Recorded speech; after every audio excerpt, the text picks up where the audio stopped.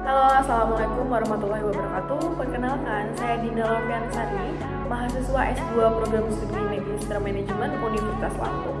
Di sini saya akan menjelaskan mengenai materi strategi generasi dan selection. Oke, yang pertama saya akan menjelaskan terkait the strategy analysis and choice process, yaitu analisis strategi yang dipilih berusaha untuk menentukan tindakan yang terbaik untuk bisa dapat memungkinkan perusahaan untuk mencapai suatu visi dan misi perusahaan tersebut. Oke, di sini aku menjelaskan the strategy formulation analytical framework seperti yang ada pada gambar tersebut. Terdiri dari beberapa tahap. Pertama yaitu kerangka analisis terhadap formulasi strategi terdiri dari matriks evaluasi faktor internal atau EV, matriks evaluasi faktor internal atau IPE, dan competitive profit matrix DPT. Dan tahap yang kedua yaitu disebut tahap pencocokan, berfokus pada menghasilkan strategi alternatif yang layak dengan menjelaskan faktor internal dan eksternal. Tahap 2 itu meliputi kekuatan, kelemahan, peluang, ancaman atau yang biasa kita kenal dengan SWOT matrix. Posisi strategis dan tindakan evaluasi matrix. Lalu juga ada Barson Consulting Group atau BCG matrix dan matriks eksternal dan internal atau PE dan matrix. Nah, tahap yang ketiga yaitu tahap yang terakhir yaitu disebut sebagai tahap keputusan, melibatkan teknik yang tunggal, kuantitatif strategis perencanaan matriks atau QSPM, yaitu merupakan penggunaan masukan informasi dari tahap 1 untuk secara objektif mengevaluasi strategi alternatif yang layak untuk diidentifikasi dalam tahap 2. Oke, selanjutnya yaitu kita akan membahas mengenai the SWOT matrix. Kekuatan, kelemahan, peluang, dan ancaman. Kita semua pasti sudah mengerti SWOT itu apa. Matrix adalah alat pencocokan yang penting untuk membantu manajer mengembangkan 4 jenis strategi.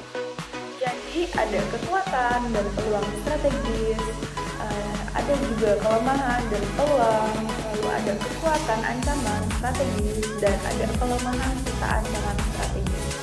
Tujuan dari analisis SWOT dan masing-masing alat pencocokan tahap 2 adalah untuk menghasilkan strategi alternatif dalam the strategy position and action evaluation atau biasa kita singkat dengan SPACE metric, memiliki 4 kerangka kuadran yang menunjukkan apakah agresif, konservatif, defensif, atau kompetitif strategi paling sesuai untuk suatu organisasi.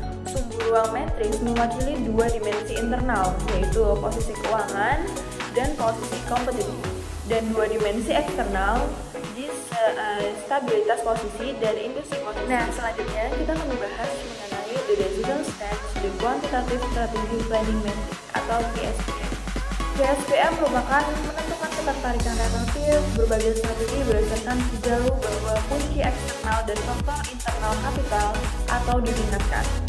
Daya tarik relatif dari setiap strategi dalam kumpul alternatif dihitung dengan menentukan dampak kumulatif dari setiap faktor internal dan eksternal yang ada. Dewan direksi yaitu sekumpulan orang yang dipilih oleh pemilihan perusahaan, memiliki pengawasan dan bimbingan atas manajemen untuk melihat keluar kepentingan pemegang saham.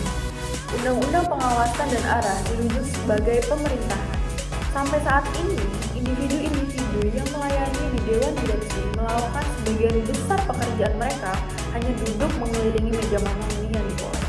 Namun, Direktur Howard Packard di antara banyak lainnya, yaitu sekarang log on ke situs Dewan Khusus mereka sendiri 2 kali seminggu dan melakukan bisnis berdasarkan luas rahasia pengarahan informasi yang diposting oleh tim manajemen puncak perusahaan.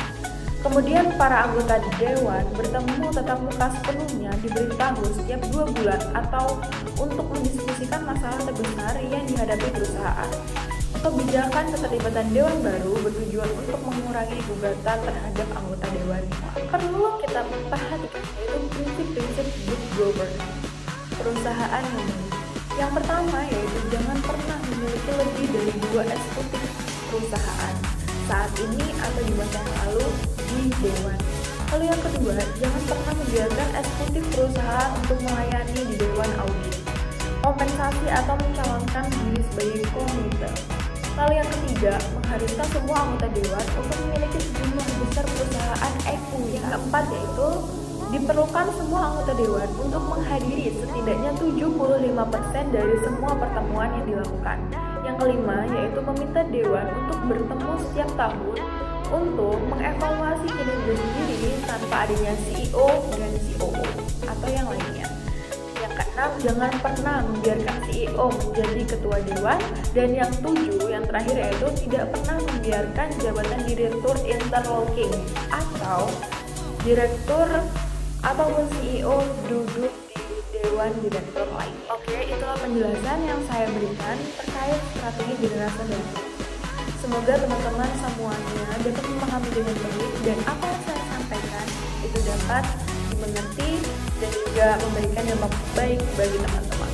Sekian dari saya akhiri. Wassalamualaikum warahmatullahi wabarakatuh.